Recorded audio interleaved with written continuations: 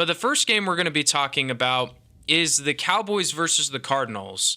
Two teams on complete opposite trajectories. The Cowboys at 2-0. They've outscored their opponents 70-10. Arizona is 0-2.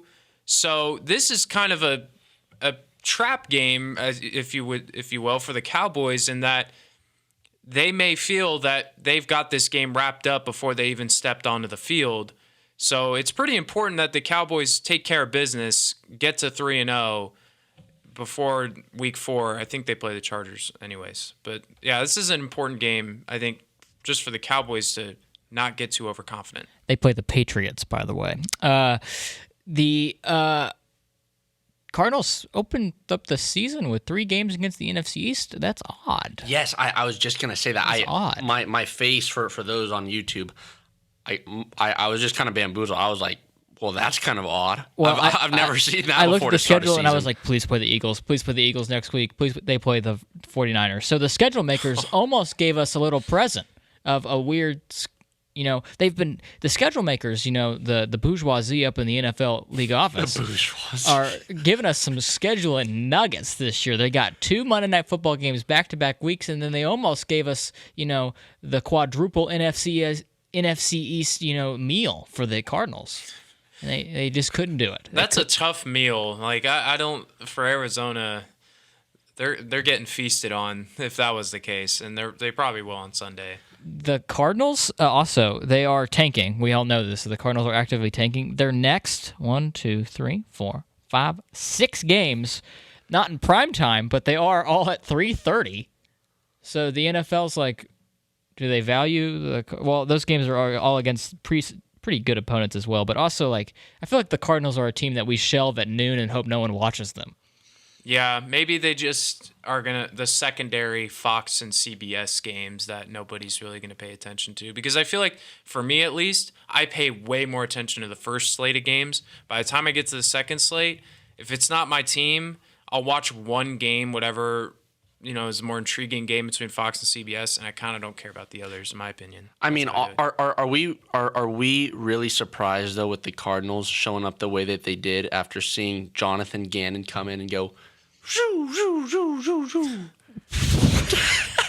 I mean, when a coach comes into that setting, making that first impression is huge, and then you see that, you're like, okay, well, I don't think they're going to do well this season. I think, frankly, they're going to suck. Kyler Murray said, I'll just tear my ACL again. I'll be out for the year. Yeah. Twice over. And now I'm curious to see is what they'll do with potentially getting Caleb Williams.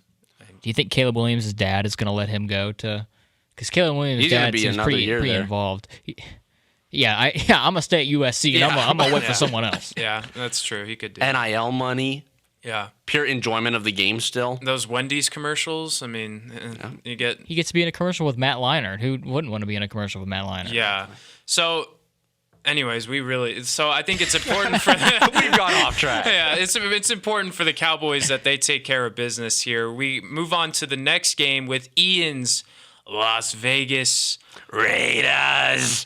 They take on Pittsburgh. Ian, the floor is yours. Yeah, looking for the Raiders to bounce back. It was a tough game against Buffalo this weekend. I didn't expect it to be as one-sided as it was, but then again, after the Bills kind of showed up against the Jets, it was also kind of at the same time exactly what I expected out of Sean McDermott and Josh Allen. Josh Allen played really well, completely cut the Raiders' defense up just like a hot knife through butter.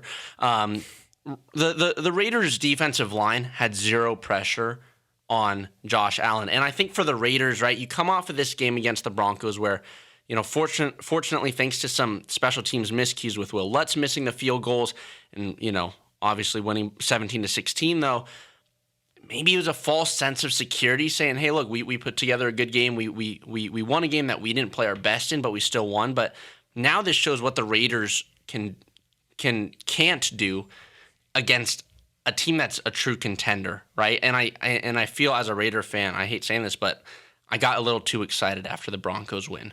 And it really shows where that gulf in class is between the Raiders and a team like the Bills. But I'm really hoping we can bounce back against the Steelers.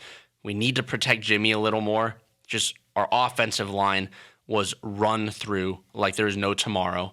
And unfortunately for Jimmy Garoppolo, he didn't get the chance to really show off what he could do in this game because he was under pressure so much. So yeah, I think there's definitely that week 1 excitement, and I think that's totally valid. You picked up a win against Denver, went up against a really good team against Buffalo, but now I in my opinion, I think the Raiders are a little better than the Steelers, but it does kind of feel like they're in similar situations, and I'm curious to see what Pittsburgh's defense, because they had a fantastic game against Cleveland with TJ Watt, and I'm blanking on the other linebacker or defensive end's name, and I cannot remember. I don't even know what the name is. Yeah, he had a really good game, and I feel bad because I can't remember. Steelers defensive ends. I have no. You're drawing blanks. Okay, yeah. So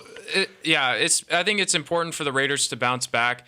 They're lucky right now because the Chiefs don't necessarily look to, and I'm not saying that they're not going to be good, because they will be, but they don't look amazing so far.